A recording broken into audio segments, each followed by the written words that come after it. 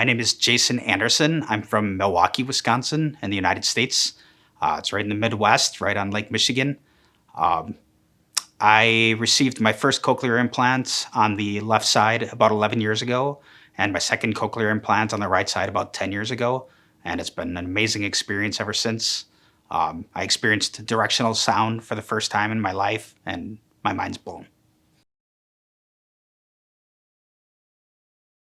So I was 2 years old approximately, and I had meningitis, and the meningitis destroyed the hearing in my left ear.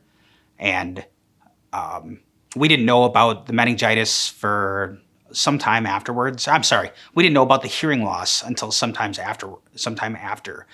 Um, and so at that time, I don't think that there were cochlear implants that were available. It was many, many years ago. And as I was growing up, I had fluctuating hearing loss on my right side. And so sometimes it would be absolutely perfect. I could carry on a normal conversation. I could talk on the phone, watch TV without any type of captioning. And then other times it was really difficult to understand people. And so I would kind of struggle. And there was no real rhyme or reason to why it would go up and down. I would go to the audiologist, and one day they'd be like, it's perfect. And then the next day I'd go and it'd be like, seriously diminished. So it was always kind of frustrating. And I used to like hope that I would be one or the other. I always wanted to be either I was deaf or I was hearing, because it was so confusing to explain to people that it fluctuates. And when I was about 22 years old, I'm not really sure what happened, but just all of a sudden I lost the hearing in my right ear. And it was very fast. I would say over the course of maybe a couple of weeks, I lost most of the hearing in my right side. And I went to the doctor and I got fit for a hearing aid, and all of a sudden everything came back. And within weeks of having the hearing aid, it had diminished to the point where the hearing aid wasn't working anymore. I felt like there was, so I, of course, went through the grieving of losing my hearing and stuff, but I felt like there was something that I was meant to do with that. And so my dad was really pushing me to go and get a cochlear implant right away. I went to the doctor, I got approved for it, but I decided at that point I was going to wait. And the reason for that is I felt like there was something that I was meant to do with that.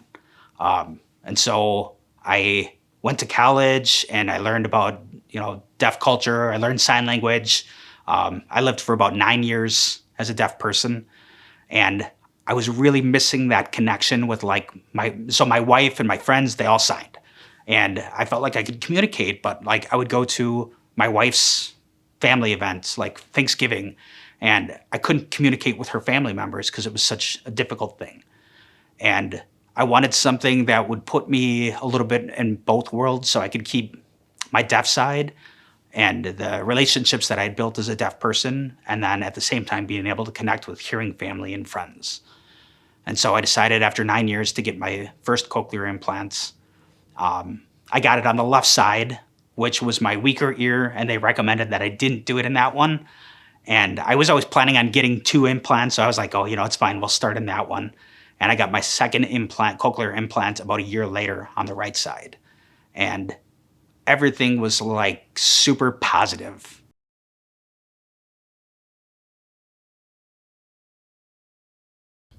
Right after I got my cochlear implant, I was working for a university system, and I went to my first conference I think I had 2 cochlear implants at that time. And it was in Baltimore. And I remember walking into a grocery store and being able to pick up what song was playing on the radio, like almost instantly. And just like how humbling that is to think that at one point in my life, I thought that I was never going to hear music again. And now suddenly I'm able to go into a grocery store and pick up music that's playing on this stereo. I remember how difficult it was for me to make my decision. And there's so many different things that helped me to get to the point where I needed to be in order to make the decision because it's such a deeply personal decision. Like you're faced with these prospects of choosing from different companies, and even just the process of getting a cochlear implant. and you don't know what direction to go in. You don't know what it's going to feel like, what it's going to sound like, what the rehabilitation process is going to be like, how many people have them, how long the device is going to last. And so just having somebody there that would be able to help answer those questions was so meaningful.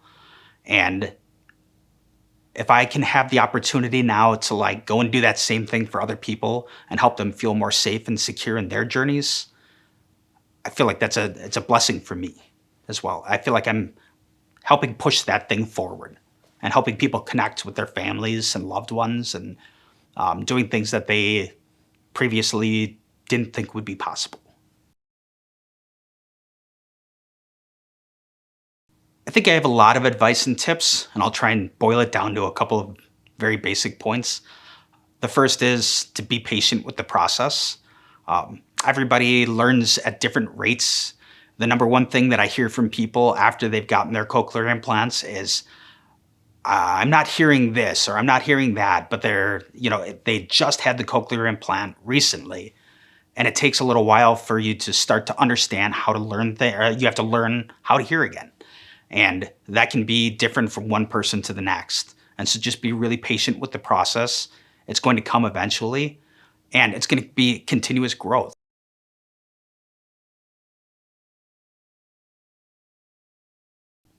I think it's such a hard question because they're everyday things, you know? Just being able to have conversations with friends and family. Um, I'm looking forward to being able to do that for much, much longer. I'm hoping that my cochlear implant is going to give me the ability to like not suffer from age-related hearing loss. And so while my wife is going deaf, I'm going to be totally fine. Maybe.